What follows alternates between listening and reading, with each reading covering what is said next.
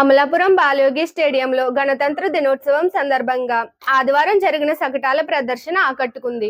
పేదరిక నిర్మూలన ఇతివృత్తంతో జిల్లా గ్రామీణ అభివృద్ధి సంస్థ రూపొందించిన శకటాల ప్రదర్శన ఆకట్టుకుంది. మున్సిపల్ కమిషనర్లు స్వచ్ఛ ఆంధ్ర అన్న క్యాంటీన్లు ఇతివృత్తంతో ట్రాస్కో ప్రధానమంత్రి సూర్యగారి పథకంపై దేవాదాయ ధర్మదాయ శాఖ కోనసీమ ప్రబల తీర్థంపై శకటాలను ప్రదర్శించారు. యోజన అంటూ ముందుకు వస్తుంది. ఇంటింట వెలుగు సోలార్ తో పొదుపు ముందుకు వస్తుంది. అదిగో అదిగో అదిగో ఇందులోకి కల్చరల్ యాక్టివిటీస్ చాలా గౌరవంగా భావిస్తూ ఉంటాం. 3, 2, 1.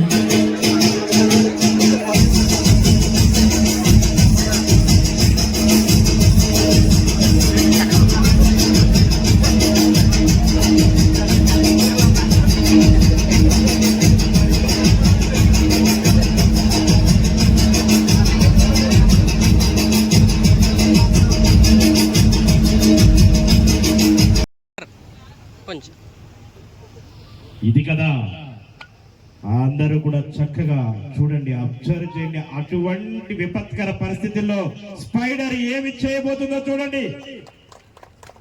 విధి నిర్వహణే తన లక్ష్యం, మంటలు కాదు అనేటువంటి విషయంగా మరలా వెనక్కి తిరిగి మళ్ళా ట్రైనర్ దగ్గరికి వెళ్తుంది. లక్షల రూపాయలు మంజూరు చేయడం జరిగింది.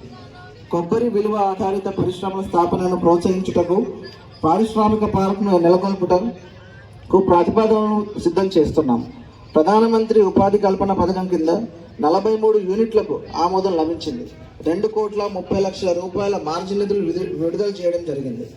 పారిశ్రామిక క్లస్టర్ అభివృద్ధి కింద రాయవరం మండలంలో పల్సెస్ క్లస్టర్, మండపేట మండలంలో మ్యాట్రస్ ప్రభుత్వ శ్రీ దాట్ల సుబ్బరాజు గారికి నా కృతజ్ఞతలు.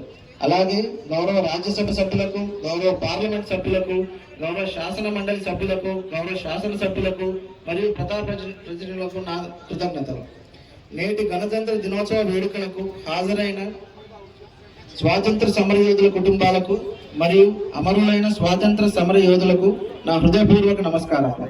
జిల్లాలో సత్వర న్యాయ సేవలు అందిస్తున్న న్యాయమూర్తి